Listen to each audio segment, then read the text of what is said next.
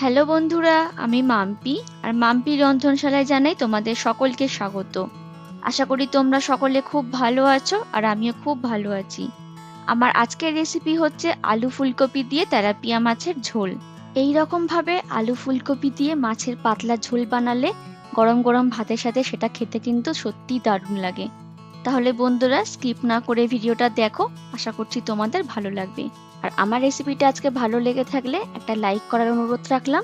আর নতুন বন্ধুদের আমার চ্যানেলটাকে সাবস্ক্রাইব করে আমার পাশে থাকার অনুরোধ রাখলাম। তাহলে চলো আজকের রেসিপিটা শুরু করা যাক। আজকে রান্নার জন্য যে উপকরণগুলো লাগছে চলো সেগুলো আগে তোমাদের দেখিয়ে দিই। দেখো, এখানে আমি তেলাপিয়া মাছ নিয়ে নিয়েছি। এখানে 6 পিস মাছ আছে। মাছগুলোকে ভালো করে ধুয়ে আমি পরিষ্কার করে রেখেছি। এখানে আছে ফুলকপি। ফুলকপিগুলোকে আমি একটু এরকম বড় বড় পিস করেই কেটে নিয়েছি। এখানে আছে আলু। এখানে 2টো আলু আমি কেটে রেখেছি, এরকম লম্বা লম্বা করেই আলুগুলোকে কেটেছি। এখানে একটা বড় টমেটোকে আমি কুচি করে রেখেছি। এদিকে আছে নুন, চিনি, হলুদ গুঁড়ো, জিরে গুঁড়ো, কাশ্মীরি লঙ্কার গুঁড়ো, গোটা জিরে, আদা আর 4টে কাঁচা লঙ্কা আমি একসঙ্গে বেটে রেখেছি। এখানে আছে 2টো কাঁচা লঙ্কা, একটা তেজপাতা আর আছে ধনে পাতা। আর আজকের এই রান্না করতে আমাদের লাগবে সর্ষের তেল। তাহলে এই হচ্ছে আজকের রান্নার উপকরণ। রান্না শুরু করার আগে প্রথমে মাছগুলোকে খুব ভালো করে ম্যারিনেট করে নিতে হবে। তার জন্য একটা মিক্সিং বোলের মধ্যে মাছগুলোকে নিয়ে তার মধ্যে দিয়ে দিচ্ছি স্বাদ বুঝে নুন আর দিয়ে দিলাম 1/2 চামচের মতো হলুদের গুঁড়ো।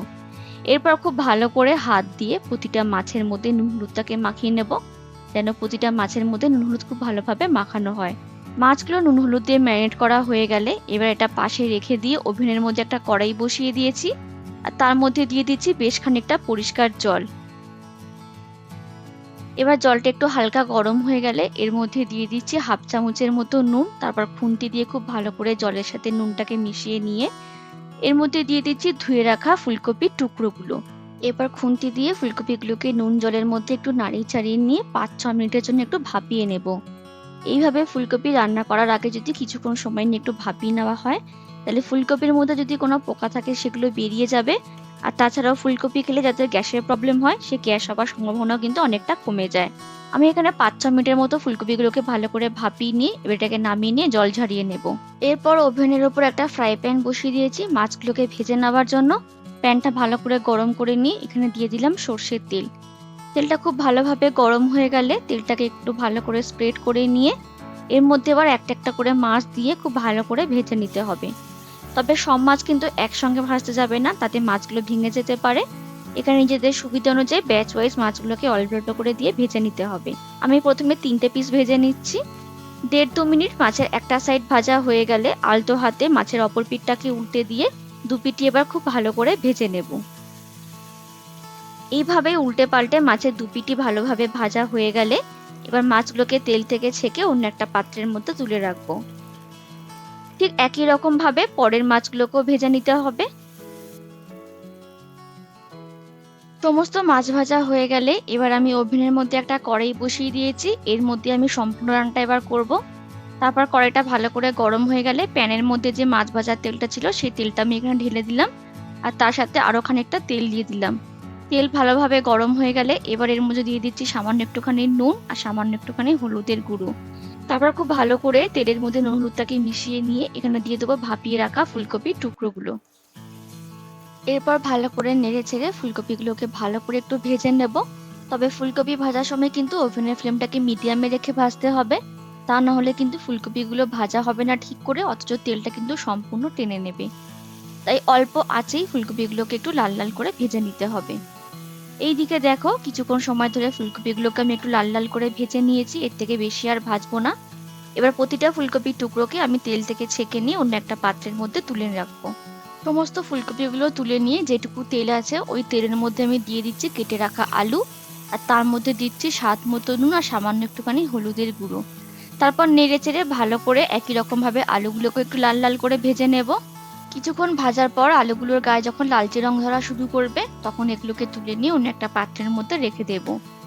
তারপর যেহেতু তেলটা একদমই শেষ হয়ে গেছে তাই জন্য কড়ার মধ্যে আমি দিয়ে দিচ্ছি আরো সামান্য একটুখানি তেল। তেলটা ভালোভাবে গরম হয়ে গেলে এবার এখানে দিয়ে দেবো 1/2 চামচের মতো গোটা জিরে আর দিয়ে দেবো একটা তেজপাতা।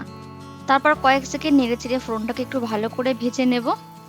ফোড়নটা একটু ভাজা ভাজা হয়ে গেলে এবার এখানে দিয়ে দেবো আদা আর কাঁচা লঙ্কা বাটা। এখানে 1 ইঞ্চির মতো আদা আর 4টে কাঁচা লঙ্কা আমি একসঙ্গে বেটে রেখেছিলাম, সেটাই এখানে দিয়ে দিলাম। আদা কাঁচা লঙ্কা বাটাটা দিয়ে খুব ভালো করে নেড়েচেড়ে একটু কষিয়ে নিতে হবে, যতক্ষণ না আদা থেকে কাঁচা গন্ধটা একেবারে চলে যাচ্ছে। 2-2.5 মিনিটের মতো সময় নিয়ে আদাটাকে ভালো করে রান্না করে নেওয়ার পর এবার এখানে দিয়ে দেবো টমেটো কুচি, আর তার মধ্যে দিয়ে দেবো স্বাদ মতো নুন। এতে টমেটোটা খুব তাড়াতাড়ি নরম হয়ে যাবে। এবার সমস্ত কিছু ভালো করে মিশিয়ে নিয়ে আরো কিছুক্ষণ একটু রান্না করে নেব, যতক্ষণ না টমেটোগুলো একদম নরম হয়ে গিয়ে গলে যাচ্ছে। কিছুক্ষণ রান্না করার পর যখন টমেটোগুলো নরম হয়ে মশলার সাথে মিশে যাবে, তখন এখানে কিছু গুঁড়ো মশলা দিয়ে দেবো। প্রথমেই দিয়ে দেবো সামান্য একটুখানি হলুদের গুঁড়ো, তারপর দিয়ে দেবো 1/2 চামচ কাশ্মীরি লঙ্কার গুঁড়ো, আর তারপর দিয়ে দেবো 1/2 চামচের থেকে একটু বেশি জিরে গুঁড়ো। আর এই মশলার স্বাদগুলোকে ব্যালেন্স করার জন্য দিয়ে দেবো সামান্য একটুখানি চিনি। এবার সমস্ত কিছু ভালো করে একটু নাড়িয়ে চাড়িয়ে মিশিয়ে নেব। তবে দেখো, যেহেতু মশলাগুলো একদম শুকনো শুকনো কড়াই লেগে যেতে পারে, তাই এখানে সামান্য একটুখানি জল দিয়ে দিলাম, দিয়ে খুব ভালো করে এবার মশলাটাকে কষিয়ে নেব।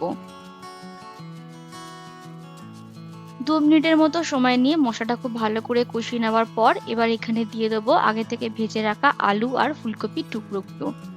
আলু ফুলকপি মশলার মধ্যে দিয়ে খুব ভালো করে নেড়েচেড়ে মিশিয়ে নিচ্ছি, নিয়ে এবার সমস্ত কিছু একসঙ্গে আরো কিছুক্ষণ কষিয়ে নেব। এইভাবে যদি সময় নিয়ে আলু ফুলকপিগুলোকে একটু কষিয়ে নেওয়া যায়, তাহলে কিন্তু আলু ফুলকপির মধ্যে খুব ভালোভাবে মশলাটা ঢুকে যায়, বা মশলার মধ্যে আলু ফুলকপিগুলো খুব ভালোভাবে মজে যাবে।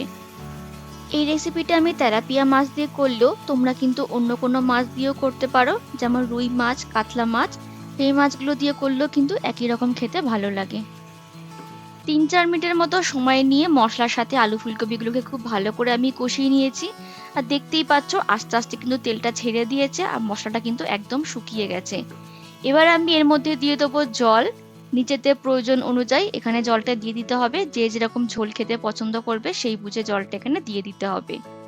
জলটা দিয়ে খুব ভালো করে আমি আলু ফুলকপির সাথে মিশিয়ে নিচ্ছি। মেশানো হয়ে গেলে ঢাকা দিয়ে 5 মিনিটের জন্য একটু ঝোলটাকে ফুটতে দেব। এতে আলু ফুলকপি খুব ভালোভাবে সেদ্ধ হয়ে গিয়ে নরম হয়ে যাবে। তবে তার আগে ঝোলের মধ্যে আমি দিয়ে দিলাম 2টো চেরা কাঁচা লঙ্কা। ফিরে এলাম 5-7 মিনিট পর। ঝোলটাকে আমি খুব ভালো করে ফুটিয়ে নিয়েছি হাই ফ্লেমে। আর ঝোলটাও কিন্তু একদম ঠিকঠাক আছে, একদম শুকিয়েও যায়নি, আবার জলের মতো পাতলাও হয়নি। এবার একটু দেখে নেব আলুগুলো সেদ্ধ হয়েছে নাকি। দেখো, আলুগুলো কিন্তু একদম ভালোভাবে সেদ্ধ হয়ে গেছে। সেই সঙ্গে দেখে নেব রান্নায় নুন ঠিকঠাক আছে নাকি। আমার রান্নায় নুন একটু কম লাগছিল, তাই আমি এখানে স্বাদ মতো আর একটু নুন দিয়ে দিলাম, দিয়ে খুব ভালো করে মিশিয়ে নিচ্ছি। এরপর আমি এর মধ্যে দিয়ে দেবো আগে থেকে ভেজে রাখা মাছগুলো। একটা একটা করে সমস্ত মাছ আমি ঝোলের মধ্যে দিয়ে দিলাম।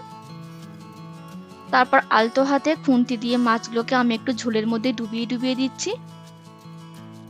আর সব শেষে দিয়ে দেবো কিছুটা কুচানো ধনেপাতা।